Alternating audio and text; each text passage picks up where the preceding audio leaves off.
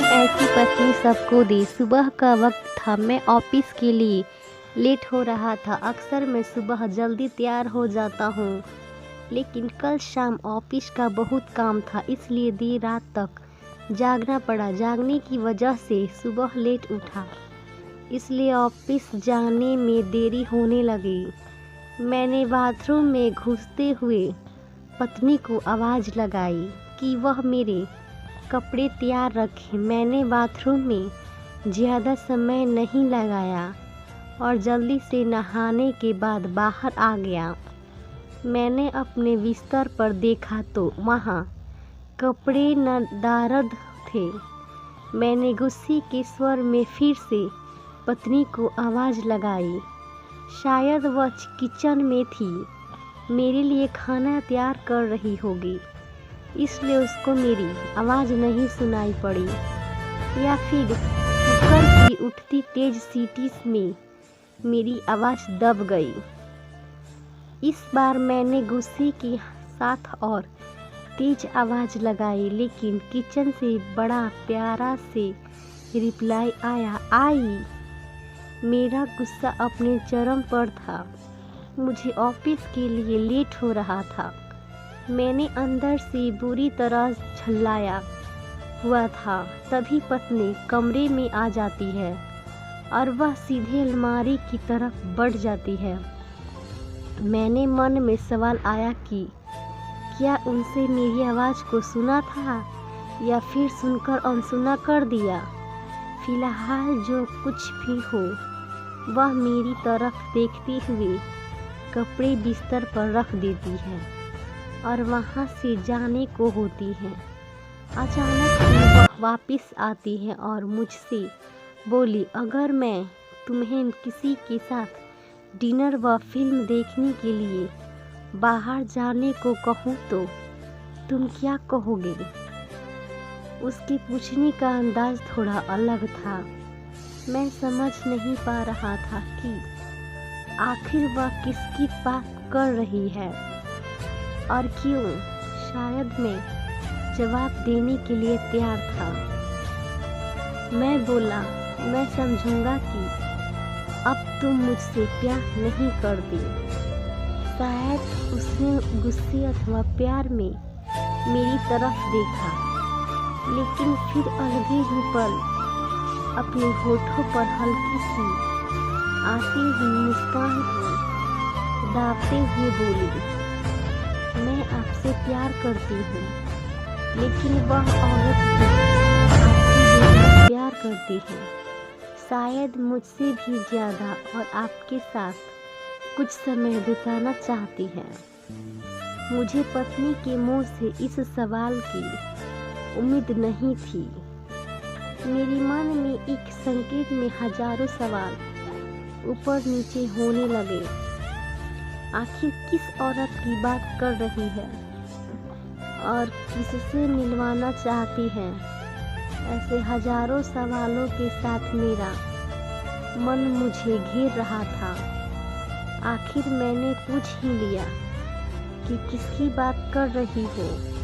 पत्नी के बिना कुछ बोले एक तस्वीर की तरफ इशारा कर दिया।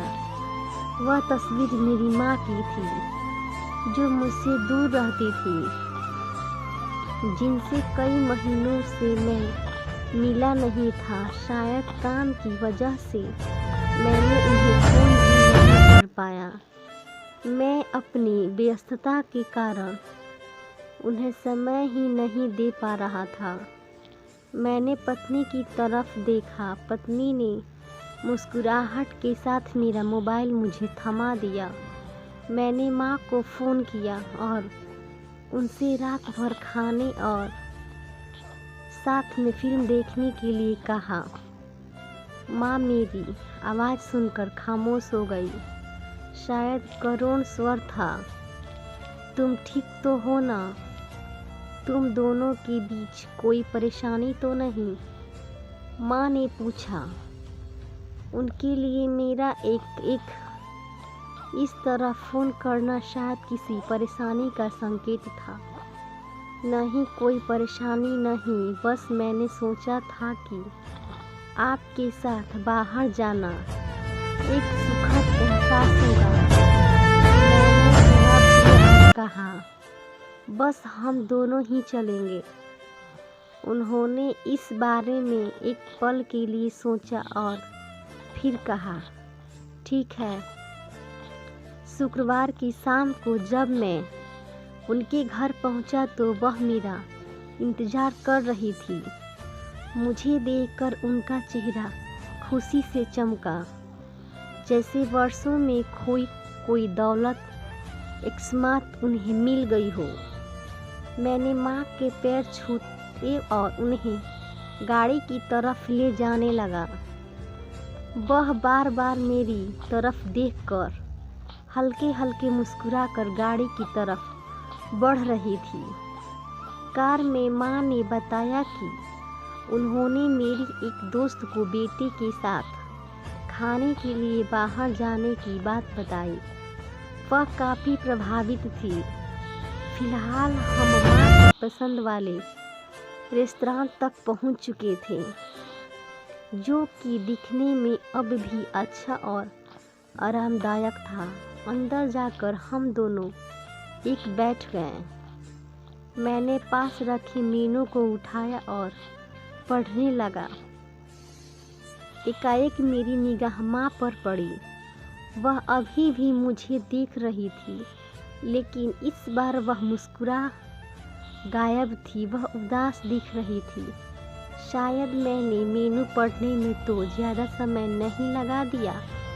मैंने मेनू को साइड पर रख दिया। मैंने माँ से खाने के लिए पूछा।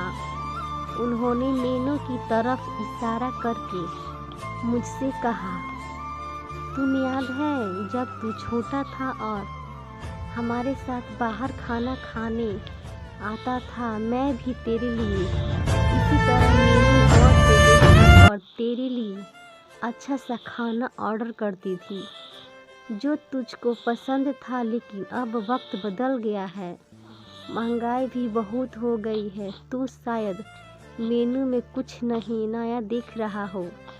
माँ का जवाब सुनकर मेरी आंखों में आंसू निकलने लगे थे, लेकिन मैंने खुद को संभाला और कहा, माँ, इस बार मैं आपके लिए मेनू पढ़ना चाहता हूँ। इसके बाद मैंने एक बढ़िया सी डिश माँ के लिए ऑर्डर की। खाने के समय माँ ने मेरे बचपन से लेकर अब तक के कई किस्से सुनाए। मुझे ऐसा लग रहा था मानो मैं वापस बचपन में आ गया हूँ। धन्यवाद।